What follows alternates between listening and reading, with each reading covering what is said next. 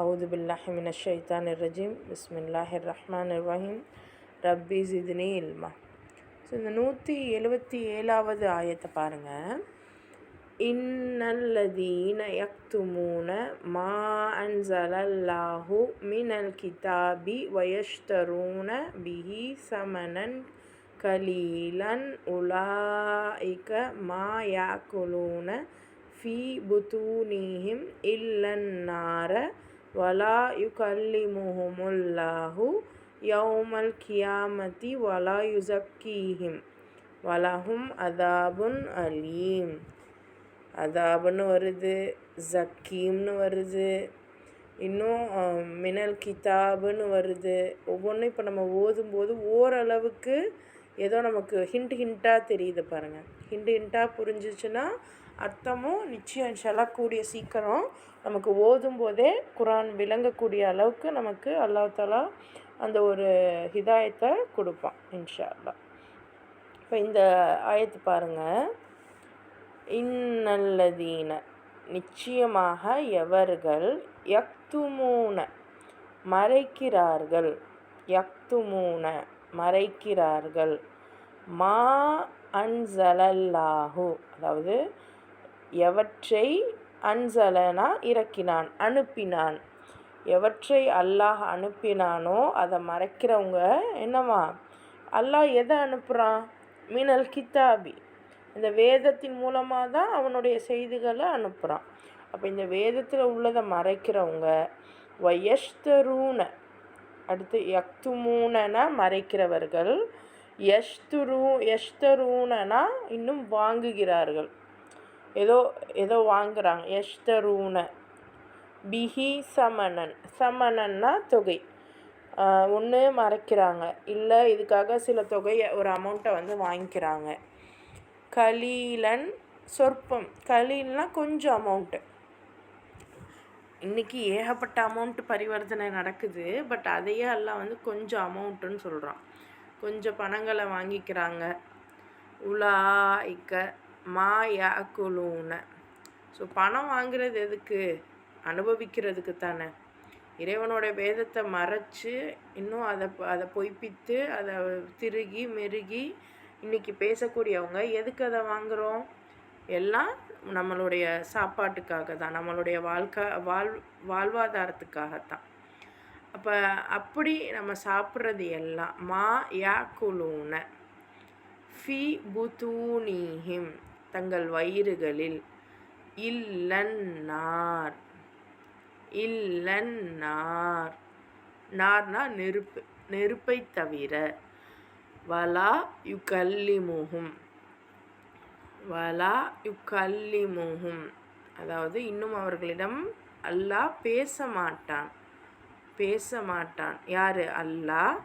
யௌமல் கியாமத்தி இன்னும் மறுமை நாளில், வலா யுஸக்கீஹிம், யுஸக்கீஹிம்னா அல்லாஹ் அவர்களை பரிசுத்தப்படுத்தவும் மாட்டான். வலஹும் அவங்களுக்கு அதாபுன் வேதனை, அலீம் அந்த வேதனை, அலீம்னா துன்புறுத்தக்கூடியது, அலீம்னா துன்புறுத்தக்கூடியது. இப்போ பாருங்கள், அல்லாஹ் தன்னுடைய வேதத்தில் சொல்லி இருக்கக்கூடிய சட்டங்களை யார் மறைக்கிறாங்களோ அல்லது இந்த உலகத்தோட அற்ப லாபத்துக்காக அவற்றை விற்கிறாங்களோ அவங்க உண்மையிலேயே தங்கள் வயிற்றுகளில் நெருப்பை தவிர வேறு எதையும் நிரப்பிக்கொள்றதில்ல. இன்னும் இறுதி தீர்ப்பு நாளில் அல்லாஹ் வந்து அவங்களோட பேசவும் மாட்டான், அவர்களை தூய்மைப்படுத்தவும் மாட்டான், மேலும் அவர்களுக்கு துன்புறுத்தும் தண்டனை உண்டு அப்படின்னு சொல்கிறான். சிந்திச்சு பார்ப்போமா. அதாவது இந்த ஆயத்துகள் இறங்கும்போது யாருக்கு இது பொதுவாக வந்தது அப்படின்னு பார்த்தோன்னா, அந்த காலத்தில் நபி ஸல்லல்லாஹு அலைஹி வஸல்லமுடைய காலகட்டத்தில் இந்த யூதர்கள் வந்து ரொம்ப, ஏன்னா அவங்கெல்லாம் வந்து எஜுகேஷன் நல்ல கல்வியறிவு உள்ளவர்களாக இருந்தாங்க. இவங்கெல்லாம் வந்து என்ன, அரபு மக்கள் வந்து அந்தளவுக்கு கல்வி அறிவுலாம் இல்லாதவங்க தான். ஸோ அப்படி இருக்கும்போது இவர்களை வந்து ரொம்ப மதிப்பாங்க. இவங்க என்ன சொன்னால், இவங்க இந்த அரபுகளோட கல்ச்சரே பார்த்தோம் அப்படின்னா இவங்க வந்து கொஞ்சம் காட்டு மிராண்டித்தனமாக தான் ஆரம்பத்துலேருந்து இருக்காங்க. ஏன்னா அவங்களுக்குன்னு ஒரு ப்ராப்பரான சட்டதிட்டங்கள், ஒரு நல்ல ஒரு நபி இஸ்மாயில் அலைஹிஸ்ஸலாமுக்கு அடுத்து வேறு எந்த நபியுமே இல்லை. அடுத்து நம்ம நபி முகமது ஸல்லல்லாஹு அலைஹி வஸல்லம் தான். இடைப்பட்ட காலங்களில் எத்தனை எவ்வளவோ மாறுதல்களை பார்த்துருப்பாங்க. ஸோ அவங்கெல்லாம் அந்தளவுக்கு ஒரு ஒரு கல்வி இது இல்லாமல் இருக்கிறதுனால இவங்க என்ன பண்ணுவாங்கன்னா, இந்த யூதர்களையே வந்து எல்லா விஷயத்துக்கும் கேட்பாங்க. அப்போ ரொம்ப இப்போ இன்றைக்கி நம்ம பார்க்குறோம் இல்லையா, கல்வி இருக்கிறவங்கக்கிட்ட அதுவும் நம்ம வெளி இதில் பார்த்தோம் அப்படின்னா சில சம்பிரதாயங்கள் அந்த குரு தட்சணைன்னு சொல்லிட்டு ஒரு பெரிய அமௌண்ட்டும் பெரிய இதுவும் கொண்டு போய் கொடுப்பாங்க. நம்ம பார்த்துருக்கோம். இன்றைக்கி நம்ம இதுலேயுமே சும்மா நல்லா ஆலிம்கள்கிட்ட போயிட்டு நம்மளும் அதை கொடுக்குறோம். ஒரு சிலர் ரொம்ப ரொம்ப ரொம்ப பெரிய இதாக அவங்கள போட்டு வணங்குறோம் ஆலிம்களை. இன்னும் சிலர் ஆலிம்களை மதிக்கவே மாட்டோம். ஆனால் அது ரெண்டுமே தவறான விஷயம், தவறான செயல். ஒன்று ரொம்ப போட்டு அவங்கள உச்சியில் வைக்கிறோம், இல்லைன்னா அவங்கள வந்து நம்ம கால்களுக்கு கீழே வைக்கிறோம். ரெண்டுமே ரொம்ப ரொம்ப தவறான விஷயம். ஸோ ஏன் இதெல்லாம் நடக்குது அப்படின்னா, ஆரம்ப காலத்தில் இவங்க எல்லாமே எங்களுக்கு தெரியும் அப்படின்னு சொல்லிட்டு இவங்கக்கிட்டேயே எல்லாம் வந்து கேட்கணும். கேட்க இவங்க பதில் சொல்லுவாங்க. அப்படி இவங்க சொல்கிற அந்த பதில்களுக்காக, சட்டதிட்டங்களுக்காக அவங்களுக்கு ஒரு ஒரு ஒரு கணிசமான பொருட்கள் கொடுப்பாங்க. ஸோ இப்படி தான் இவங்க பொழப்பு நடத்திட்டு வந்தாங்க. இவங்களுக்குன்னு வேறு பிழைப்புகள் இல்லை. ஸோ அப்படி இருக்கும்போது இவங்களோட பிழைப்புக்காக இப்போ நபி ஸல்லல்லாஹு அலைஹி வஸல்லம் இந்த வேதத்தை கொண்டு வந்துட்டாங்க.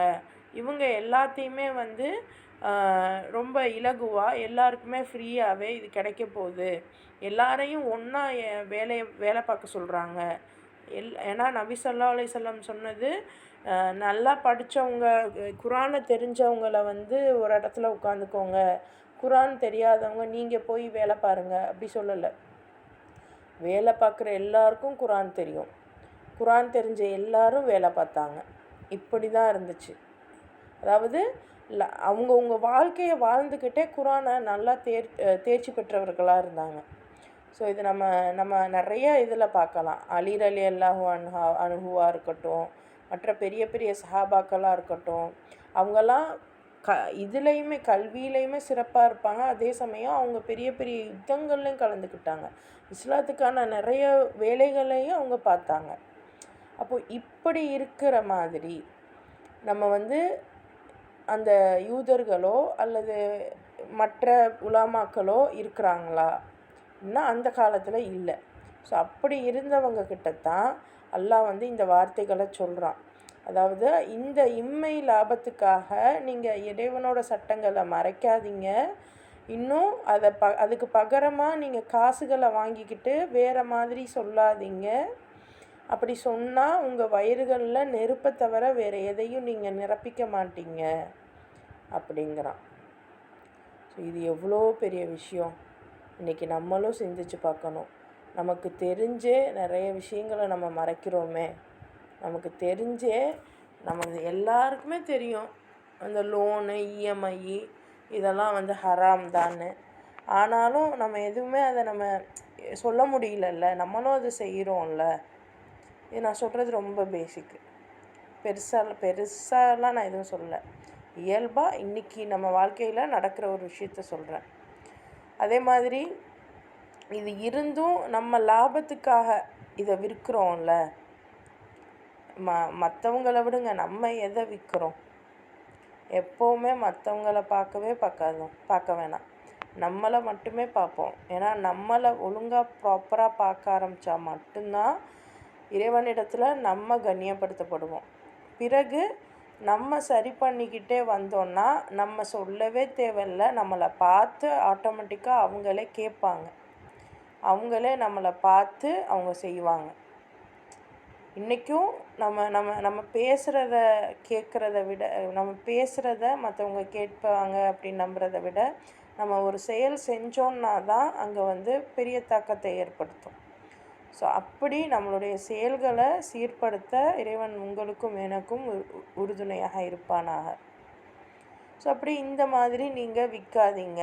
இந்த மாதிரி உங்கள் லாபத்துக்காக இறைவனுடைய வசனங்களை மறைக்காதீங்க, விற்காதீங்க. உண்மையிலேயே இந்த மாதிரி செயலில் நீங்கள் உங்களுக்கு கிடைக்கிற அந்த சொற்ப தொகையெல்லாம் வந்து உங்கள் வயிற்றில் நெருப்பாக தான் இருக்கும். இதை தவிர கியாமத்தில் அல்லாஹ் உங்களிடம் முகம் கொடுத்து பேச மாட்டான், உங்களை தூய்மைப்படுத்தவும் மாட்டான். உங்களுக்கு எப்போவுமே நரக நெருப்பு காத்துக்கிட்டு இருக்குது அப்படின்னு அல்லாஹ் தாலா இந்த இறை வசனங்களை நம்ம சொல்கிறதுக்கு சொல்கிறான். அப்போது நம்ம மற்றவங்களுக்கு சொல்லணுன்னா முதல்ல நமக்கு தெரியணும்ல. இன்றைக்கி என்ன ஆயிடுச்சு, இந்த இறை வசனங்கள் முழுசாக நமக்கு தெரிகிறதே இல்லை. மதர்சாவுக்கு போனோம், எல்லாம் பண்ணோம், ஆனால் இப்போ இந்த மாதிரி நமக்கு யாருமே சொல்லித்தரவே இல்லை. ஆனால் அல்ஹம்துலில்லாஹ் அல்லாஹ் தாலா இப்போ அவன் நாடி அவனுடைய இதில் கிருபையில் நம்ம இப்போ குரானை பார்த்துக்கிட்டு இருக்கோம். இது வரைக்கும் பார்த்ததையாவது நம்ம மற்றவங்கக்கிட்ட நம்ம வாழ்க்கையில் நடைமுறைப்படுத்தி அவங்கக்கிட்ட காமிக்கணும். அப்போ தான் அவங்களுக்கு இம்பேக்ட் அதிகமாக இருக்கும். ஸோ அந்த ஒரு பாக்கியத்தை அல்லாஹ் தாலா நம்ம அனைவருக்கும் தருவானாக. ஸோ அடுத்த ஆயத்து பாருங்கள். உலாஇகல்லதீன இஷ்தரஉ த்வலாலத பில் ஹுதா வல் அதாப பில் மஃபிரா ஃபமா அஸ்பரஹும் அலன்னார். அப்போ இப்படிப்பட்டவங்க தான், இவர்கள்தான் நேர்வழிக்கு பதிலாக வழிகேட்டையும் மன்னிப்புக்கு பதிலாக தண்டனையையும் விலைக்கு வாங்கி கொண்டவர்கள். சுபஹானல்லாஹ். அதாவது நம்ம ஆரம்பத்தில் கேட்டோம் பாருங்கள், எனக்கு வந்து உன்னோட வழியிலேருந்து வழி பிறண்டாங்களே அவங்க வழியை மட்டும் காமிச்சிடாதே அல்லாஹ் அப்படின்னு ஆரம்பத்தில் சூரா அல் ஃபாத்தியாவில் கேட்டோம் தெரியுமா? அதுக்கு அல்லாஹ் சொல்கிறான் பதில் பாருங்கள். அப்போ காஃபிரை கூட அல்லாஹ் இப்படி சொல்லலை. ஒரு அதாவது இறைவனுக்கு நிராகரிக்கிறவனை கூட அல்லாஹ் இந்த அளவுக்கு பர்டிகுலரைஸ் பண்ணி சொல்லலை. ஆனால் யார் நேர்வழிக்கு பதிலாக வழிகேட்டையும் மன்னிப்புக்கு பதிலாக தண்டனையும் விலைக்கு வாங்கிக்கிட்டாங்கன்னா, இந்த விவரம் அறிஞ்சும் அதை மறைச்சவங்க, அதை ஒரு அற்ப காசுக்காக மாற்றினவங்க, இவங்களைத்தான் அல்லாஹ் குறிப்பிட்டு வழிகேட்டை எடுத்துக்கிட்டாங்கன்னு சொல்கிறான். ஏன்னா இப்போ அந்த நிராகரிப்பவர்களாவது ஏதோ அவங்க தப்பே செஞ்சாலும் அவங்க மனசுன்னு ஒன்று இருக்கும், அது அவங்களுக்கு சொல்லிக்கிட்டே இருக்கும், நீ பண்ணுறது தப்பு. அவங்களுக்கு அந்தளவுக்கு மன நிறைவும் இருக்காது, மன இதுவும் இருக்காது நிராகரித்தா. ஆனால் இவங்க இந்த போக்கில் உள்ளவங்க, எனக்கு எல்லாமே தெரியும், நான் சரியான பாதையில் தான் போய்கிட்டு இருக்கேன் அப்படின்னு நம்பி தவறான வழியில் போவோம். விஷயம் புரியுதா? காஃபிராவது ஏதோ நான் போகிற போக்கே சரியில்லை தான் அப்படின்னு அவன் உள் மனசுக்கு தெரியும், தெரியாமல் அவன் போக மாட்டான். தெரியும், அவனுக்கு சரியான கைடன்ஸ் இருக்காது, அல்லது அவனோட திமிருத்தனத்தில் போவான். ஆனால் இவங்க இறைவனுடைய வசனங்களை தெரிஞ்சும் அற்ப காசுக்காக இன்றைக்கி நான் வாழணுமே, இன்றைக்கி எனக்கு நல்ல உணவு கிடைக்கணுமே, இன்றைக்கி எனக்கு நல்ல உடை கிடைக்கணுமே, இன்றைக்கி எனக்கு மதிப்பு மரியாதை கிடைக்கணுமே அப்படின்ற ஒரு நோக்கத்தோட இறைவனுடைய வசனங்களை மறைத்து இன்னும் அதை திரித்து பேசுனா, அப்படி பேசக்கூடியவங்க நம்ம என்ன நினச்சிக்குவோம், நமக்கு எல்லாம் தெரியுது, நம்ம அல்லாஹ்க்கு பயந்து தான் இருக்கோம் அப்படின்னு நினச்சிக்கிறோம். ஆனால் உண்மையிலேயே நம்ம இன்றைக்கி நம்மளோட வாழ்வாதாரத்துக்காக நம்ம அல்லாஹ்வுடைய வசனங்களை தூக்கி எறிஞ்சிட்டோம், மறைச்சிட்டோம். ஏன்னா இப்போ வந்து இந்த விஷயத்துக்கு பதில் இதில் இருக்குது, நம்ம அதை சொல்லிட்டா திருப்பி நம்மக்கிட்ட வரமாட்டாங்கன்ட்டு அதை மறைக்கக்கூடிய எத்தனையோ பேர்களை நம்ம பார்க்குறோம். ஒரு குரானை முழுசாக நம்ம வந்து எடுத்து வைக்கலாம் அப்படின்னா அதுக்கு 1008 பேர் அவ்வளோ கிராஸ் கொஷினோட உள்ளே வந்து நம்மளை கேட்குற இதுவும் நம்ம பார்க்குறோம். அப்போது இதெல்லாம் வந்து ஏன்? அப்போது இதுதான் நம்ம நினச்சிக்கிருவோம், நம்ம நல்ல பாதையில் தான் போகிறோன்னு நினச்சிக்கிட்டு வழிகேட்டான பாதையில் போயிடுவோம். அப்போ இதுதான் நமக்கு வந்து ரொம்ப சோதனையான ஒரு விஷயம். ஸோ இதுக்குத்தான் அல்லாஹ் கேட்குறான், நரக வேதனையை சகித்து கொள்வதற்கு இவங்க தயாராக ஆகுறாங்களே, இவங்களுக்கு எவ்வளோ துணிவாக இருக்காங்க, இவங்களுக்கு எவ்வளோ நம்ம சொல்லுவோம்ல, உனக்கு எவ்வளோ தைரியம் இருந்தால் நீ இவ்வளோ பெரிய விஷயத்த செய்ய போவ அப்படின்னு. அதே மாதிரி அல்லாஹ் கேட்குறான், எவ்வளோ துணிச்சல் இருக்குது இவங்களுக்கு, எவ்வளோ வியப்பாக இருக்குது இதை பார்க்கையில்.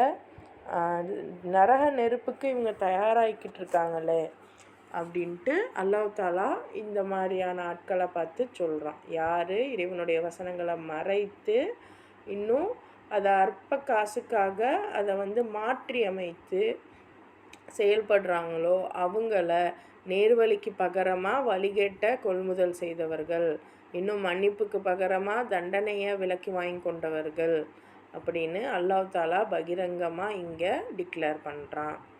ஸோ இதை நம்ம அதிகமாக சிந்திச்சு பார்க்கணும். இந்த மாதிரியான நமக்கு தெரியவே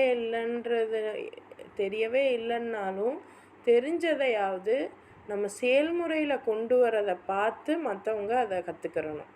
நம்ம போய் ஒருத்தவங்க கிட்ட போயிட்டு அட்வைஸுன்ற பேரில் சொன்னோம் அப்படின்னா யாருமே கேட்டுக்க மாட்டாங்க, நம்ம குழந்தைகள் உட்பட. அதை செய் இதை செய்யின்னு அட்வைஸ் ஆகவோ அல்லது ஏவுதலாகவோ நம்ம எங்கே சொன்னாலுமே அந்த ஆப்போசிட்டில் உள்ளவங்க கேட்கவே மாட்டாங்க. ஏன்னா இறைவனை பொறுத்த வரைக்கும் சரி, இன்னும் அவங்கள பொறுத்த வரைக்கும் சரி, உங்களுக்கும் அவங்களுக்கும் எந்த வித்தியாசமும் இல்லை. அப்போ அப்படிங்கிறப்போ நீங்கள் சொல்கிறத ஏன் அவங்க கேட்கணும்? இயல்பு தானே. நம்ம ரேஞ்சிலேயே இருக்கிறவங்க ஏதாவது நம்மக்கிட்ட சொன்னால் நம்ம கேட்போமா? நீ என்ன சொல்கிற, அதுவும் அதிகாரமாக சொன்னால் நம்ம கேட்போமா? மாட்டோம்ல. அப்போ நம்ம குழந்தைகள் மட்டும், நமக்கு கீழே உள்ளவங்க மட்டும் நம்ம அதிகாரத்துக்கு அவங்க கட்டுப்படணும்னு நினைக்கிறது எவ்வளோ பெரிய முட்டாள்தனம். ஸோ இப்போ இதுதான் நமக்கு இருக்கக்கூடிய பிரச்சனை. ஸோ இந்த விஷயங்களில் நம்ம என்ன பண்ணணும், கவனமாக இருந்து நம்மளுடைய செயல்களை சீர் செய்துக்கிட்டே வந்தோம் அப்படின்னா நிச்சயமாக இந்த மாதிரியான வழிகேட்டை நம்ம கொள்முதல் பண்ண மாட்டோம். ஸோ இறைவனுடைய அந்த கிருபையை கொண்டு நமக்கு தெரிஞ்ச விஷயங்களை நம்ம ஃபாலோ பண்ணுவோம். அதை மற்றவங்க பார்த்து தெரிஞ்சுப்பாங்க இன்ஷா அல்லாஹ். அல்லாஹ் தஆலா அந்த ஒரு நியமத்தை நம்ம அனைவருக்கும் தருவானாக. அடுத்த ஆயத்து பாருங்கள். ذَلِكَ بِأَنَّ اللَّهَ نَزَّلَ الْكِتَابَ بِالْحَقِّ وَإِنَّ الَّذِينَ اخْتَلَفُوا فِي الْكِتَابِ لَفِي شِقَاقٍ بَعِيدٍ. அப்போ இதுக்கு காரணம் நிச்சயமாக அல்லாஹ் முழுக்க சத்தியத்துடனேயே இந்த வேதத்தை இறக்கி இருந்தும் வேதத்தில் கருத்து வேறுபாடு கொண்டவர்கள் தம் பிணக்குகளில் மூழ்கி சத்தியத்தை விட்டு வெகு தூரம் சென்று விட்டது தான். அப்போது இதுக்கெல்லாம் என்ன காரணம்? ஏன் நேர்வழியிலேருந்து பகரமாக இந்த மாதிரி வழிகேட்டை அவங்க எடுத்துக்கிறாங்க? அப்போ இதுக்கெல்லாம் அல்லாஹ் என்ன ரீசன் சொல்கிறான்னா, குர்ஆன் இந்த வேதம் முழுக்க உண்மைதான், அதில் எந்த மாறுபாடும் இல்லை. ஆனால் இதில் மற்றவங்களுக்கு கருத்து வேறுபாடு வரும். ஸோ அந்த கருத்து வேறுபாடுகளில் பிணக்குகளில் மூழ்கி இந்த சத்தியத்தை விட்டு வெகு தூரம் போயிடுறாங்க அப்படின்னு. ஸோ அதிகமாக இது பர்சனல் ஒரு கண்ணோட்டம், விவாதங்களை நான் ஏற்றுக்க மாட்டேன். இது என்னோடய பர்சனல் ஒரு ஒப்பீனியன். ஏன் அப்படின்னா, விவாதங்களில் 2 தரப்பான கருத்துக்கள், அதாவது இது ஒரு விஷயம், அது நல்லதா கெட்டதா, ஸோ இந்த மாதிரியான கருத்துக்களுக்கு நம்ம பேசி ஆகணும். நமக்கு தெரிஞ்சாலும் கூட இது கெட்டது தான் அப்படின்னு தெரிஞ்சாலும் கூட ஒருவேளை நமக்கு நன்மை அப்படிங்கிறதுக்கு பேசணும் அப்படின்னா நம்ம ரொம்ப சண்டை போட்டு இதுதான் அப்படின்ற மாதிரி பேசுவோம் நமக்கு தெரிஞ்சாலும். அதே மாதிரி இது நன்மையாக இருந்தாலும் தீமைன்னு பேசணுங்கிறதுக்காக நம்ம நம்மளோட தெரிஞ்ச விஷயத்தையும் மறைப்போம். நம்ம என்ன பண்ணுவோம், மறைப்போம், இது பண்ணுவோம். ஸோ இந்த மாதிரி இந்த உலகம் மாறினது இதனால தான். ஏன் அப்படின்னா, இந்த குர்ஆனை எடுத்தோன்னா ஒவ்வொருத்தருக்கும் ஒவ்வொரு மாதிரியான கருத்துக்கள் வரும். வரக்கூடிய கருத்துக்கள் எல்லாத்தையுமே நம்ம அக்செப்ட் பண்ணிக்கிடணும். ஏன்னா இங்கே பிரச்சனை வந்ததுக்கு ரீசன் என்னென்னா, ஒவ்வொருத்தவங்களுக்கு ஏற்பட்ட அந்த கருத்து வேறுபாடுனால இவங்க பிணக்குகளில் ஏற்பட்டுட்டாங்க. ஸோ இப்போது நான் வந்து இப்போ நிச்சயமாக ஒரு ஆயத்தை எடுத்து ஒரு வருஷம் பூரா கூட நம்மளால் தஃப்சீர் பண்ண முடியும். அந்த அளவுக்கு அந்த ஆயத்துகளில் பல பல கருத்துக்கள் உள்ளே இருந்துக்கிட்டே இருக்குது. அப்போது இப்போ ஒரு யதார்த்தமாக இப்போ போகும்போது நான் ஒரு கருத்து சொல்கிறேன், நீங்கள் ஒரு கருத்து சொல்கிறீங்க அப்படின்னா 2 பேரோட கருத்துமே அவங்கவுங்களுடைய வியூவில் சரியாக இருக்கும். இறைவன் அவங்கவுங்க எந்தெந்த ஜோனில் இருக்கோமோ அந்தந்த ஜோனுக்கு தகுந்தாப்புல, அந்தந்த மனநிலைக்கு தகுந்தாப்புல அவன் நமக்கு விஷயங்களை புரிய வைப்பான். அப்போ என்னுடைய கருத்து மட்டும்தான் சரி அப்படின்னு நான் அப்படியே முழு மூச்சில் நிற்கும் போதும், உங்களுடைய கருத்து தான் சரி அப்படின்னு நீங்கள் நிற்கும் போதும் இங்கே என்ன ஆகுது?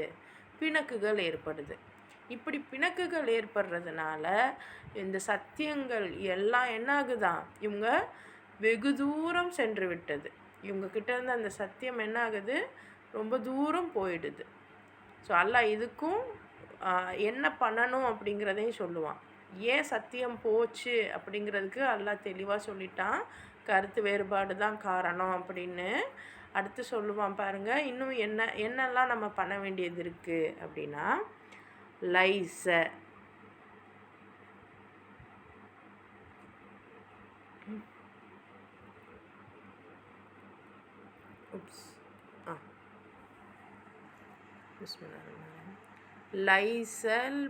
லைசல் பிர்ர அதாவது நன்மை அல்ல, அன் துவல்லு நீங்கள் திருப்புவது, உஜூஹக்கும் உங்கள் முகங்களை, இந்த கிப்லாவோட இது அப்படி இங்கேயும் வருது பாருங்கள், கிப்லல் மஷ்ரிகி வல் மஹ்ரிபி அதாவது கிழக்கு அல்லது மேற்கு எந்த சைடு உங்களுடைய முகங்களை திருப்புறதும் தப்பே இல்லை.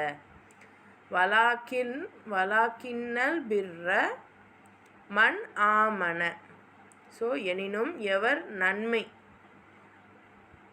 ஆமன நம்பிக்கை கொண்டார், பில்லாஹி வல் யௌமில் ஆஹிரி இன்னும் யார் அல்லாவை நம்பிக்கை கொள்கிறா, இறுதி நாளை நம்பிக்கை கொள்கிறா, வல் மலாய்கத்திஹி வல் கித்தாபி வன் நபியின வஆத்தல் மால் இன்னும் செல்வத்தை கொடுத்தார். நம்பிக்கை மட்டும் இல்லை, செல்வத்தை கொடுக்குறாங்க. யாருக்கு? அலாஹுப்பிஹி இன்னும் விருப்பமான செல்வத்தை. செல்வம் கொடுக்கறது கூட விஷயம் இல்லை, நமக்கு பிடிச்ச விஷயத்தை கொடுப்பாங்களாம். சிந்திச்சு பாருங்கள்.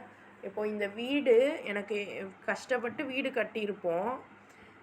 அப்போ இந்த வீட்டை நம்ம வந்து உறவினருக்காகவும் அனாதைகளுக்காகவும் ஏழைகளுக்காகவும் வழிப்போக்கருக்காகவும் யாசகர்களுக்காகவும் அடிமைகளுக்காகவும் நம்ம வந்து செலவு பண்ணுறோம். நமக்கு பிடிச்ச விஷயத்த செலவு பண்ணுறோம். அதைத்தான் அல்லாஹ் கேட்குறான். ஏன்னா இந்த சஹாபாக்கள் இவ்வளோ பெரிய ரொம்ப அவங்க இறந்த பிறகும் கூட ஒவ்வொருத்தவங்க பேரையும் நம்ம நினைவு வைக்கிறோம். நபி ஸல்லல்லாஹு அலைஹி வஸல்லம் நினைவுபடுத்துகிறோம். வெறும் அவங்க வந்து மார்க்க பேச்சு மட்டும் கொடுத்துட்டாங்களா அப்படின்னா அப்படி இல்லை. மார்க்க பேச்சையும் தாண்டி மார்க்கத்துக்காக அவங்க தங்களுடைய சொத்துக்களையே முழுக்க முழுக்க அர்ப்பணித்தாங்க. அவங்களுடைய செல்வங்களை முழுக்க அர்ப்பணித்தாங்க. அல்லாஹ் அதைத்தான் கேட்குறான். இன்னும் உங்களுக்கு விருப்பமான அந்த சொத்துக்களை, அந்த மால்னால் செல்வங்களை, வல் யதாமா அனாதைகளுக்கு, வல் மசாக்கீன ஏழைகளுக்கு, வப்ன சபீல் இன்னும் வழிபோக்கருக்கு, வஸ்ஸாயிலீன் இன்னும் யாசகர்களுக்கு, வஃபிர் ரிகாப் அடிமைகளுக்கு, வகாம சலாத் ஸோ நம்மளுடைய அந்த செல்வமானது வேறு யாருக்கெல்லாம் சொந்தமா? உறவினருக்கு கொடுக்கணுமா, அனாதைகளுக்கு கொடுக்கணுமா, ஏழைகளுக்கு கொடுக்கணுமா? சுப்ஹானல்லாஹ். ஸோ இப்போ இன்னும் வஸ்ஸலாத் அகாம சலாத் அதாவது தொழுகையை நிலைநிறுத்தணும். ஆத்த ஜக்காத் இன்னும் ஜக்காத்தை கொடுக்கணும். வல் மூஃபூன இன்னும் நிறைவேற்றுபவர்கள், பிஅஹ்திஹிம் தங்கள் ஒப்பந்தத்தை, இதா ஆஹது அவர்கள் ஒப்பந்தம் செய்தால், வஸ்ஸாபிரீன இன்னும் அந்த ஒப்பந்தத்தை நிறைவேற்றணுமா. ஒரு உடன்படிக்கை செஞ்சால் அதை ப்ராப்பராக நிறைவேற்றணும். வஸ்ஸாபிரீன இன்னும் பொறுமையாளர்கள், ஃபில் பஅசாஇ கொடிய வறுமையில், வல்வராஇ இன்னும் நோய், வஹீனல் பஅஸ் இன்னும் போர். நல்லா ஏன் பாருங்கள், வறுமை, நோய், போர் மூணையுமே குறிப்பிடுறான். ஸோ இந்த மூணுமே நமக்கு பிரச்சனை ஏற்படுத்துறது தான். ஆனால் இறைவனுடைய கிருபையை கொண்டு நம்ம இது வரைக்கும் அதெல்லாம் சந்திக்கலை. ஆனாலும் நமக்கு இந்த விஷயங்கள்லாம் இப்போ எல்லாம் நமக்கு சொல்லித்தரான் அப்படின்னா மேபி ஃப்யூச்சரில் எப்படி வேணால் இருக்கும். ஸோ அந்த மாதிரியான தருணங்களில் நம்ம எப்படி இருக்கணுமா, உலாஇக அல்லதீன சதக்கு அவர்கள் உண்மையாளர்கள், வ உலாஇக ஹுமுல் முத்தகூன் இன்னும் அவர்கள்தான் அல்லாஹ்வை அஞ்சுபவர்கள். அப்போ அல்லாஹ் சொல்கிறான், இப்போ நற்செயல் அப்படிங்கிறது உங்கள் முகங்களை நீங்கள் கிழக்கு நோக்கியோ மேற்கு நோக்கியோ திருப்புறது மட்டும் இல்லை. அதாவது நல்லா பாருங்கள், குர்ஆனில் அல்லாஹ்வுடைய வார்த்தைகள் தான். அதாவது இவங்க சொல்கிற விஷயத்தை கேட்குறதா இல்லை அவங்க சொல்கிற விஷயத்தை கேட்குறதா. ஏன்னா இன்றைக்கி எல்லாத்துலேயுமே ரெண்டு கூட்டம் இருக்குது. நீங்கள் அவுட் சைட் தி இந்தியா, நமக்குள்ளே இப்போ நம்ம ஊரில் பார்த்தோம் அப்படின்னா சுன்னத் ஜமாத், தௌஹீத் ஜமாத்துன்னு பார்க்குறோம். இதை தாண்டி நம்ம வெளியே வந்துட்டோன்னா சுன்னி முஸ்லீமு, இது ஷியா முஸ்லீமுன்னு பார்க்குறோம். இன்னும் அதை தாண்டி வெளியே வந்துட்டால் இன்னும் பல இது அரபிகள், அரபி அல்லாதவர்கள்னு பார்க்குறோம். இன்னும் எதை எடுத்தாலும் ஒரு 2 இது இருக்குது. ஸோ அப்படி நீங்கள் எங்கிட்டு உங்கள் முகங்களை கிழக்கு நோக்கி திருப்புறீங்களா, இவங்க பேச்சை கேட்குறீங்களா, அவங்க பேச்சை கேட்குறீங்களா, இதெல்லாம் முக்கியமே இல்லை. இந்த ஜமாத்தா முக்கியமே இல்லை. நமக்கு அல்லாஹ் என்ன சொல்கிறான், அல்லாஹ்வையும் இறுதி நாளையும் வானவர்களையும். ஸோ அல்லாஹ்வை நம்பணும், இறுதி நாளை நம்பணும், வானவர்களை நம்பணும் அப்படிங்கிறான். இப்போ வானவர்களோட விஷயங்கள் தான் என்ன, நமக்கு இஸ்லாமில் அதுவும் தமிழில் ரொம்ப குறைவாகவே சொல்லப்பட்டிருக்கு வானவர்களை பற்றிலாம். ஆனால் நான் பிரமிச்சு போனேன், மாஷா அல்லாஹ். கிறிஸ்டியானிட்டியில் அவ்வளோ விஷயங்கள் வானவர்களை பற்றி பேசுகிறாங்க. ஆனால் நிறைய அதில் இட்டுக்கட்டப்பட்ட விஷயங்களும் இருக்குது. ஆனாலும் வானவர்களை பற்றின நிறைய விஷயங்கள் அதுலேருந்து எனக்கு தெரிஞ்சுது. இன்னும் நம்ம நினச்சிட்ருந்தோம் மீகாயில் அலைஹிஸ்ஸலாம் அப்படிங்கிறவங்க ஒரு உணவுக்கு மட்டும்தான் அவங்க பொறுப்பேற்றுக்கிட்டாங்க அப்படின்னு. ஆனால் அவங்க இதில் நான் பார்க்கும்போது தெரிஞ்சுது, மைக்கேல் அப்படின்னு அவங்க சொன்னாங்க. ஸோ மைக்கேல் என்ன அப்படின்னு பார்க்கும்போது படைத்தளபதியாக இருக்கக்கூடியவராம். அதாவது அவர் போர்க்காலத்தில் அவ்வளோ ஒரு ஸ்ட்ராங்கான ஒரு மலக்கா. ஸோ போர் சமயங்களில் நபி ஸல்லல்லாஹு அலைஹி வஸல்லம்க்கு 2 மனிதர்கள் பக்கத்தில் இருந்தாங்க. யார் அப்படின்னு பார்த்தா அது ஜிப்ரீலும் மீகாயிலும் அப்படின்னு சொல்லிட்டு ஒரு ஹதீஸ் கூட இருக்குது. அப்போ இந்த மீகாயில் அலைஹிஸ்ஸலாம் அந்த பெரிய பெரிய விஷயங்களில் ஏன் போர் நடக்குது, எதுக்கு போர், அப்போ அந்த போரில் அல்லாஹ் நம்மளை வெற்றியடைய வைக்கணும்னா யாரை இறக்குவான். ஸோ மீகாயில் அலைஹிஸ்ஸலாம், ஏன்னா நம்ம இதுக்கு முன்னாடி மீகாயிலை பகைச்சிக்காதீங்கன்னு அல்லாஹ் சொல்லியிருந்தான், ஜிப்ரீலை பகைச்சிக்காதீங்கன்னு சொல்லியிருந்தான். ஸோ ஜிப்ரீல் அலைஹிஸ்ஸலாம் வஹி கொண்டு வந்தாங்க.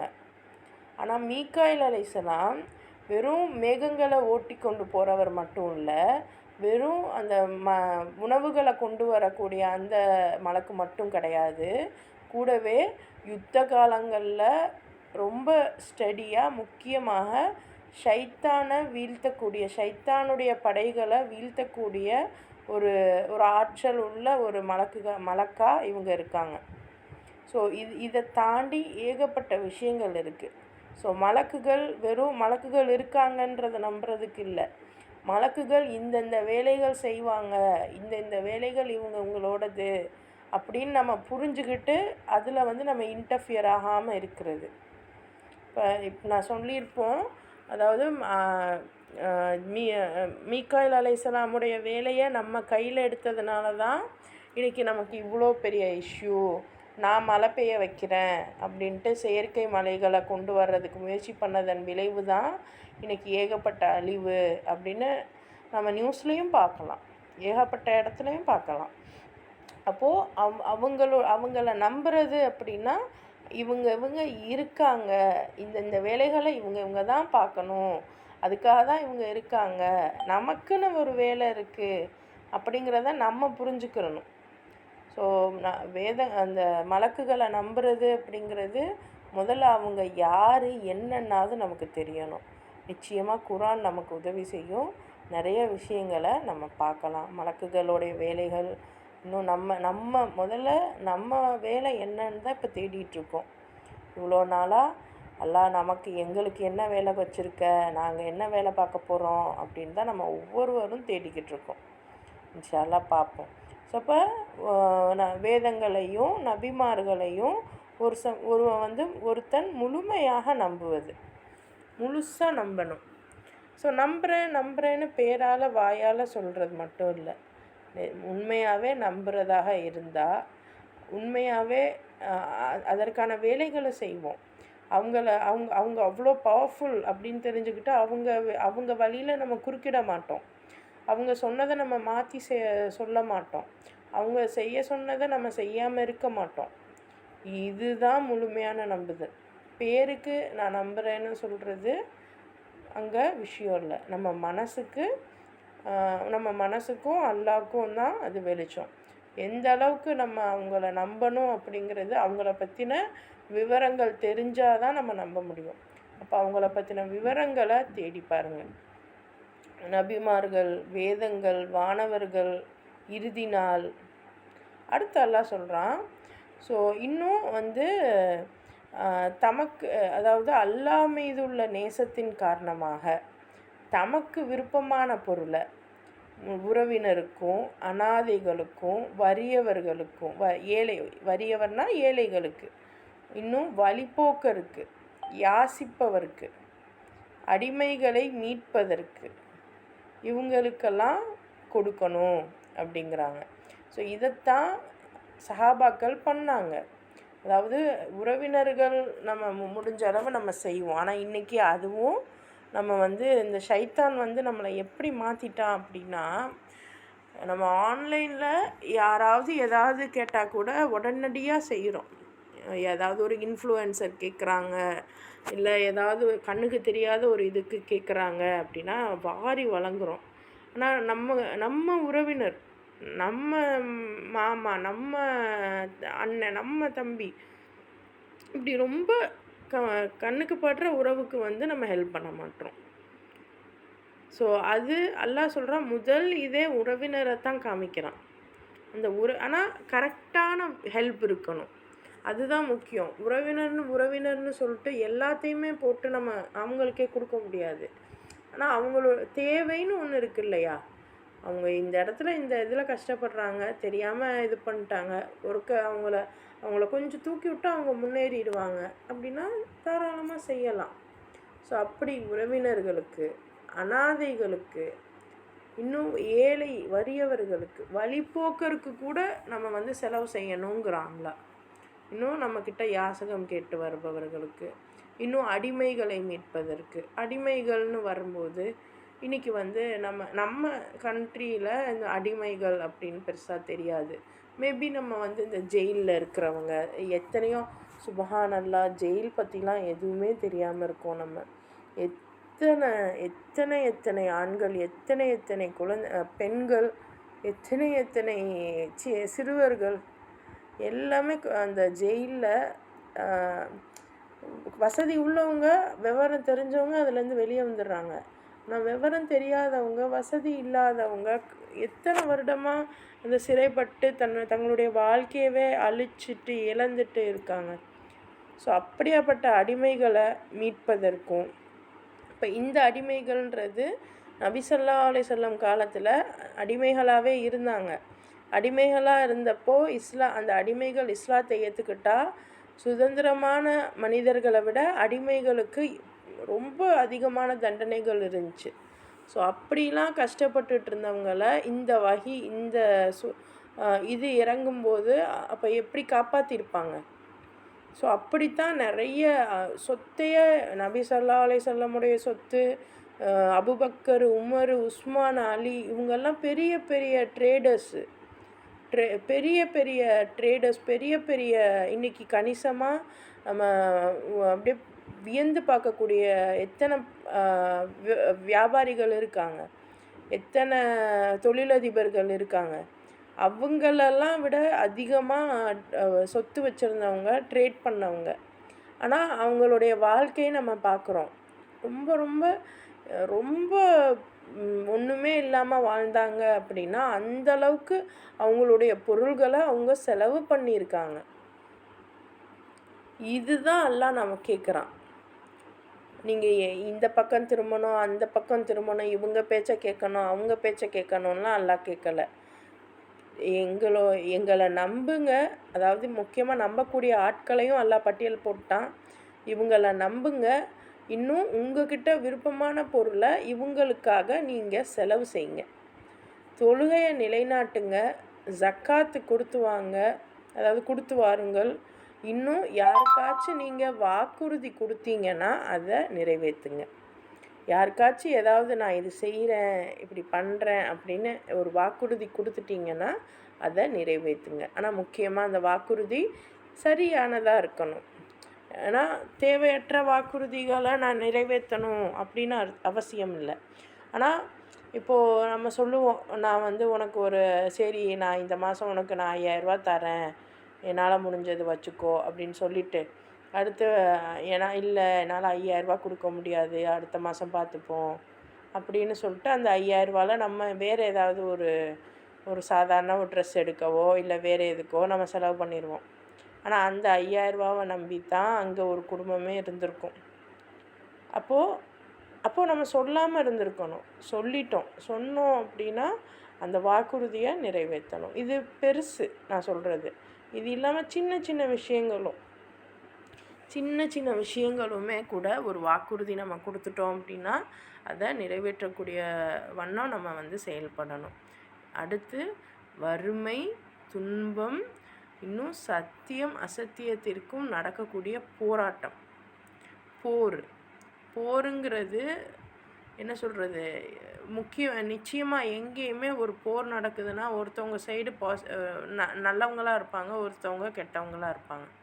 அண்ட் அது இல்லாமல் இந்த போரானது சத்தியத்திற்கும் அசத்தியத்திற்கும் இடையே நடக்கக்கூடிய போரானது நீங்கள் எப்படி நினச்சாலும் சரிதான்.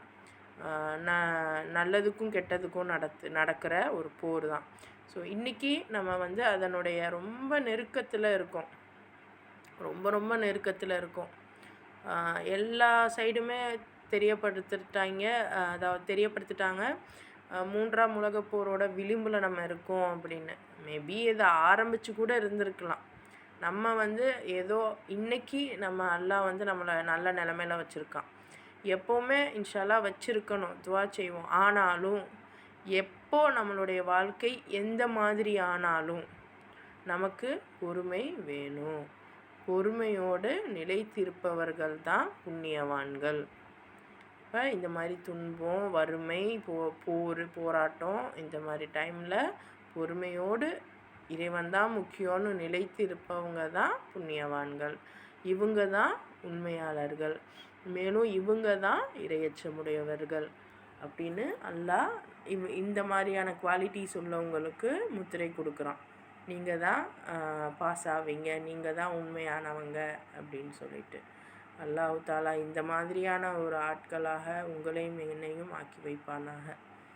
அடுத்த ஆயத்து பாருங்கள். யா அய்யுஹல்லதீன ஆமனு கூப்பிட்டுட்டான். அல்லாஹ் நம்மளை தான் கூப்பிட்றான். இறை நம்பிக்கையாளர்களே, குதிப அலைக்குமுல் கிசாசு ஃபில் கத்லா அல் ஹுர்ரு பில் ஹுர்ரி வல் அப்து பில் அப்தி வல் உன்சா பில் உன்சா ஃபமன் உஃபிய லஹு மின் அஹீஹி ஷைஉன் ஃபத்திபாஉன் பில் மஅரூஃபி வ அதாஉன் இலைஹி பி இஹ்சான் ذَلِكَ تَخْفِيفٌ مِّن رَّبِّكُمْ وَرَحْمَةٌ فَمَنِ اعْتَدَىٰ بَعْدَ ذَلِكَ فَلَهُ عَذَابٌ أَلِيمٌ. இங்கே பாருங்கள், இதெல்லாம் வந்து ரொம்ப என்ன சொல்கிறது, குரானில் இதெல்லாம் இருக்கா? நான் ஓதும்போது எனக்கு ரொம்ப மனசு வந்து அப்படியே படபடப்பாக இருக்கும் இதெல்லாம் ஓதும்போது சின்ன வயசில். ஆனால் இந்த மாதிரியான வசனங்கள் தான் நம்மளை வந்து குரானை மூடி வச்சுட்டு போகவும் வச்சிரும். என்னமோ சொல்லியிருக்க நமக்கு புரியலையே அப்படின்னு. ஆனால் கொஞ்சம் பொறுமையாக இதை சிந்திச்சு பாருங்கள். அல்லாஹ் சொல்கிறான், இறை நம்பிக்கை கொண்டவர்களே, கொலை வழக்குகளில் பழிவாங்குதல் உங்கள் மீது விதிக்கப்பட்டு உள்ளது. ஸோ இன்றைக்கி நம்ம வந்து ஒரு போலீஸு இதெல்லாம் எதுக்கு போகிறோம்? நீதி நிலைநாட்டணும், அதுக்காக தான் போலீஸு, அதுக்காக தான் இதுன்னு வருதா? ஸோ அந்த போலீஸில் இருக்கக்கூடிய சட்டத்திட்டங்கள் இது எல்லாம் யாருடைய சட்டத்திட்டங்கள்? யார் எழுதின சட்டத்திட்டங்கள்? கொலையாளிக்கு இந்த தண்டனை, திருடனுக்கு இந்த தண்டனை அப்படின்னு யார் எழுதுனா அந்த சட்டத்திட்டங்கள்லாம்? ஆனால் ஏன்னா அல்லாஹ் சொல்கிறான், நான் சொன்ன விஷயங்கள் நான் என்ன சொல்கிறேனோ அதைத்தான் நீங்கள் கேட்கணும், எனக்கு ஈடு இணையாக நீங்கள் யாரையும் வச்சுக்கக்கூடாது. இதைத்தானே அல்லாஹ் திரும்ப திரும்ப சொல்கிறான். அல்லாஹ் இங்கே சொல்கிறான், கொலை வழக்குகளில் பழி வாங்குறது உங்களுக்கு விதிக்கப்பட்டிருக்கு. ஒரு கொலை வழக்குக்கு பற்றின லாவை இங்கே கொடுக்குறான். அப்போ இதுலேருந்து நம்ம தெரிஞ்சுக்க வேண்டியது, இந்த மாதிரியான சட்டத்திட்டங்கள் இறைவனுடையது தான் ஃபாலோ பண்ணியிருக்கணும். இங்கே நம்ம அதை ஃபாலோ பண்ணலை அப்படின்னாவே இந்த இடத்துலையே இறைவனுக்கு பதிலாக நம்ம யாரை வச்சுக்கிட்டோம்? யாருடைய சட்டத்திட்டத்தை ஃபாலோ பண்ணுறோமோ அவங்கள இறைவனாக எடுத்துக்கிட்டோம்னு அர்த்தம். ஆனால் இன்றைக்கி உள்ள காலகட்டத்தில் அப்போ இதை நம்ம மாற்றிட முடியுமா? அதெல்லாம் வந்து ரொம்ப பெரிய விஷயம். ஆனால் தெரிஞ்சுக்கிறோங்க, இது தப்புன்னு ஒரு பேசிக் இதாவது நம்ம தெரிஞ்சுக்கிடணும். ஸோ அல்லாஹ் இங்கே சொல்கிறான், கொலை வழக்குகளில் பழிவாங்குதல் உங்கள் மீது விதிக்கப்பட்டது. இப்போ கொலை செய்தவன் யாரோ, இப்போ சுதந்திர மனிதன்னா அந்த சுதந்திரமான மனிதனிடமும், கொலை செய்தவன் அடிமைனா அந்த அடிமையிடமும், கொலை செய்தவள் ஒரு பெண் என்றால் அந்த பெண்ணிடமுமே பழிவாங்கப்பட வேண்டும். அல்லாஹ் எவ்வளோ தெளிவாக சொல்கிறான். இதை விடையுமா உங்களுக்கு கவர்மெண்ட்டில் இருக்கக்கூடிய அந்த சட்டங்கள் சொல்லிட போகுது? யாரோ எழுதின சட்டங்கள் சொல்லிட போகுது? அல்லாஹ் சொல்கிறான், இப்போ கொலை செஞ்சிட்டான் அப்படின்னா ஒரு இண்டிபெண்ட் மனிதன்னா அவன்தான் அதுக்கு பதில் சொல்லணும். அடிமைனாலும் அந்த அடிமை தான் பதில் சொல்லணும். பெண்ணுனா பெண்ணிடம் தான் பழி வாங்கப்படணும். அப்போ இன்னும் அடுத்து சொல்கிறான், கொலை செய்தவனுக்கு அவனுடைய சகோதரனால், அதாவது கொல்லப்பட்டவரின் உறவினரால் சலுகை அளிக்கப்பட்டால் பிறகு நியாயமான முறையில் நிர்ணயிக்கப்படும் உயிர் ஈட்டுத் தொகையை நேர்மையான முறையில் அவன் வழங்கிட வேண்டும். இது உங்கள் இறைவனிடமிருந்து வழங்கப்பட்ட சலுகையும் கருணையும் ஆகும். இதன் பின்னரும் எவராவது வரம்பு மீறினால் அவருக்கு துன்புறுத்தும் தண்டனை உண்டு. அப்போ யாராவது ஒருத்தவங்களை கொலை பண்ணியாச்சு அப்படின்னா, யார் கொலை பண்ணாங்களோ அவங்கள தண்டிக்கிற உரிமை உங்களுக்கு உண்டு. அடுத்து, ஒருவேளை அந்த கொலையுண்டவருடைய அந்த சகோதரன் அல்லது அவங்களுக்கு ஒரு பிரதியாக இருப்பாங்க இல்லையா? ஸோ அவங்க வந்து ஒரு இழப்பீட்டு தொகை வாங்குறதுக்கு ரெடியாக இருக்காங்க, பேச்சுவார்த்தை பண்ணி அப்படின்னா, அவங்க கேட்குற பணத்தை யார் கொலை செய்தாலோ அவங்க கொடுக்கணும். நேர்மையான முறையில் கொடுக்கணும், அவங்களுக்கு அதை கொடுக்கணும். ஸோ இன்றைக்கி ஃபைனு, தூக்கு தண்டனை இதை பற்றிலாம் பேசுகிறோம். ஆனால் உண்மையிலே அல்லாஹ் இவ்வளோ தெளிவான ஒரு சட்டத்தை கொடுத்துட்டானே, இதை இன்னும் நம்ம வந்து தெளிவாக ரொம்ப பெரிய பெரிய உலாமாக்கள்லாம் சேர்ந்து இதையெல்லாம் ஒரு சட்டமாக இது பண்ணி நம்ம அந்த நாடுகளில் அமல்படுத்தியிருக்கலாமே. ஸோ ஆனால் இன்றைக்கி கொடுமை என்ன அப்படின்னா, சில அரபு கண்ட்ரீஸில் இதெல்லாம் தானே சட்டமாக இருக்குது அப்படின்னு நம்ம நினப்போம். பட் ஸ்டில் நம்ம அந்த கண்ட்ரியோட சட்டத்தை, கான்ஸ்டிடியூஷனை யார் எழுதியிருக்கான்னு போய் செக் பண்ணி பாருங்கள், தெரியும் இறைவனுடைய கான்ஸ்டிடியூஷனா அல்லது வேறு யாருடைய கான்ஸ்டிடியூஷனா அப்படின்னு. ஸோ அல்லாவை வெறும் தொழுகையை மட்டும் அல்லாஹ்க்கு கொடுத்துட்டு மற்ற கட்டளைகளை வந்து நம்ம வேறு யார்கிட்டையோ கொடுத்துருக்கோம். அதனால தான் இன்றைக்கி இவ்வளோ இழிவுமே, நம்ம இவ்வளோ மூச்சு திணற நம்ம நிற்கிறோம் அப்படின்னா இதுதான் பிரச்சனை. நம்ம என்ன பண்ணிக்கிட்டு இருந்தோம், நம்ம வாழ்க்கை எப்படி இருக்குது, அதையே நம்ம புரியாமல் புரிஞ்சிக்க முடியாத அளவில் தான் நம்ம இருக்கோம். ஸோ அல்லாஹ் சொல்கிற ஒரே விஷயத்தில் நம்ம இன்றைக்கி புரியுது பாருங்கள். சட்டங்கள், அதாவது எல்லா சட்டங்களையும் நம்ம இப்போ பார்க்கல, ஒரு கொலை சட்டத்தை ஃபஸ்ட் எடுத்து அல்லாஹ் சொல்கிறான். முக்கியமாக இது பக்கரா சூரா அப்படிங்கிறதுனால ரொம்ப ரொம்ப பெரிய பெரிய விஷமங்கள் நடந்த இதுக்கு அதுக்குரிய பிராயச்சித்தங்களை சொல்லக்கூடியதாக இருக்கும். ஸோ பக்கராங்கிறதே அந்த ஒரு கொலை வழக்கில் ஒரு கொலையாளியை வச்சு ஏற்பட்ட அதாவது ஒரு மனுஷன் கொலை உண்டுட்டான். ஸோ அதில் ஏற்பட்ட அந்த பிணக்குகளுக்காக ஒரு மாடை வந்து பலி கொடுக்கறது தானே இந்த பக்கரா சூறாவே. ஸோ அந்த சூறாவில் இந்த ஒரு ஆயத்து இறங்கியிருக்கு அப்படிங்கிறதுல நமக்கு வந்து ஒரு பெரிய அதிசயம்லாம் இல்லை. ஏன்னா அந்த சூறாவோட மெயின் தீமே வந்து இதாக தானே இருக்குது. ஸோ அப்போ இதில் அல்லாஹ் தாலா நமக்கு சொல்கிற விஷயம் என்னென்னா, நீங்கள் கொலை செஞ்சிட்டிங்கன்னா அந்த கொலை செய்தவங்களை நீங்கள் தண்டிக்கலாம். இல்லை அந்த கொலை செய்யப்பட்டவனோட உரிமையாளன், அதாவது அவனுடைய சகோதரனோ அல்லது வேறு யாரோ, அது முக்கியமாக இங்கே சகோதரன்னு வருது. ஸோ இன்னும் டீட்டெயில்டாக புரிஞ்சுக்கிற அளவுக்கு அல்லாஹ் நமக்கு கிருபையை செய்வானாக. ஸோ அப்போ இந்த சகோதரன் வந்து ஒருவேளை இழப்பு தொகை வாங்கிக்கிறேன். ஏன்னா இப்போ யோசிச்சு பாருங்கள், ஒரு வீட்டு தலைவனை கொன்னுடுறாங்க. கொன்னவங்களையே திருப்பியும் கொன்னுட்டதுக்கப்புறம் என்ன நடக்கும்?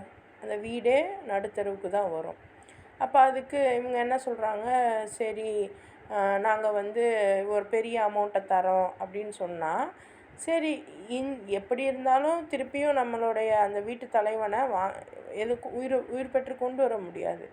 சரி நம்ம பிரச்சனைகளுக்கு இது ஒரு சொல்யூஷனாக இருக்கும். ஆனால் கொலை செஞ்சவன் உண்மையிலேயே மனம் திருந்தி அதை கொடுத்தான்னா அவனுக்கும் அங்கே மன்னிப்பு உண்டு. இல்லைன்னாலும் அவனுக்கும் அல்லாஹ்க்குமான விஷயம் அது.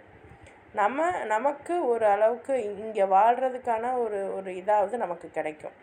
இது எவ்வளோ பெரிய நிகமத்து, எவ்வளோ தன்மையாக அல்லாஹ் ஒரு பெரிய விஷயத்தை இங்கே கொடுக்குறான். இந்த மாதிரி நம்ம ஃபாலோ பண்ணால், ஆனால் இது ரொம்ப இது வந்து என்ன சொல்கிறது, சரியான முறையில் எடுக்கணும். யாரெல்லாம் கொலை பண்ணலாம் அந்த விஷயமும் இருக்குல்ல. என்னைய வந்து கொலை பண்ண வராங்க, அப்போ நான் வந்து திருப்பியும் நான் கொலை என்னை காப்பாற்றிக்க நான் கொலை பண்ணிட்டேன் அப்படின்னாலும் நான் இழப்பீட்டு தொகை கொடுக்கணுமா? ஸோ இது மாதிரிலாம் பல கேள்விகள் இருக்குது. ஆனால் அல்லாஹ் சொல்கிறான் நியாயமான முறையில். அதாவது இங்கே பாருங்கள், கொலை வழக்குகளில் பழிவாங்கல் உங்கள் மீது விதிக்கப்பட்டுள்ளதுன்னு சொல்லிட்டான். ஸோ கொலை வழக்கு அப்படின்னாவே டைரெக்டாகவே வந்து போயிட்டு நம்ம பழிவாங்க முடியாது. அது வழக்காக வரணும். இப்போ என் கண்ணால் நான் பார்த்துட்டேன் அந்த கொலையை, அப்போ நானும் உன்னை கொல்ல போகிறேன் அப்படின்ட்டு வந்துட முடியாது. ஸோ அது வழக்காக பதிவு ஆகி அதில் தீர்ப்பு வழங்கப்பட்ட பிறகு தான் இந்த ப்ராசஸ்லாம் இருக்கும். ஸோ நம்ம ஃபஸ்ட்டு பார்க்கக்கூடிய எக்ஸஸ் லா அப்படின்னா இந்த விஷயத்தை நம்ம பார்க்குறோம். ஸோ இது வந்து நீங்கள் crimes and rules and regulations அதுக்கும் பொருந்தும். இஸ்லாம் அதையும் தெளிவான அதற்குரிய சட்டத்திட்டங்களையும் சொல்லியிருக்கு. அதை இன்றைக்கி எல்லாருமே தூக்கி போட்டதன் விளைவுது. தூக்கி போட்டு மற்றவங்களை நம்ம நம்புகிறோம் இல்லையா? அப்போ அதுவே என்னது, இறைவனுக்கு பகரமாக வேறு யார் சட்டத்தை எழுதி யார் சட்டத்தை அமல்படுத்துகிறாங்களோ அவங்கள நம்ம நம்புறதாக அர்த்தம். ஆனால் இதுக்காக இன்றைக்கி நான் அப்போ நம்பவே கூடாதா, நம்ப முடியாதா நம்ம வேணாமா அப்படின்லாம் நீங்கள் யோசிக்காதீங்க. வேறு ஆப்ஷன் இல்லை, நமக்கு வேறு ஆப்ஷன் இல்லை. ஆனால் இஸ்லாம் இதுதான் இஸ்லாம் அப்படிங்கிறத தெரிஞ்சுக்கோங்க. இஸ்லாம் இதுதான் இஸ்லாம், இதுக்கு கூட எங்கக்கிட்ட சட்டம் இருக்குது. இந்த சட்டம் படி இருந்திருந்தால் இஸ்லாம் மட்டும் இல்லை, இந்த உலகம் ரொம்ப அழகாக இருந்திருக்கும் அப்படிங்கிறதுக்கு இது ஒரு உதாரணம். அல்ஹம்துலில்லாஹ். இன்றைக்கான இது போதும் இன்ஷா அல்லாஹ். ஆனால் இது ரொம்ப பேசிக்குமா, ரொம்ப ரொம்ப பேசிக்கு. இன்னும் நம்ம அடுத்தடுத்த வசனங்களில் இறைவன் வேறு என்னெல்லாம் நமக்கு தெரிவுபடுத்தி நம்மளை பக்குவப்படுத்துகிறான் அப்படிங்கிறத பார்ப்போம். சுபஹானல்லாஹ். இன்ஷா அல்லாஹ் நாளைக்கு மறுபடியும் சந்திக்கலாம். அஸ்ஸலாமு அலைக்கும் வரஹ்மத்துல்லாஹி வபரகாத்துஹு.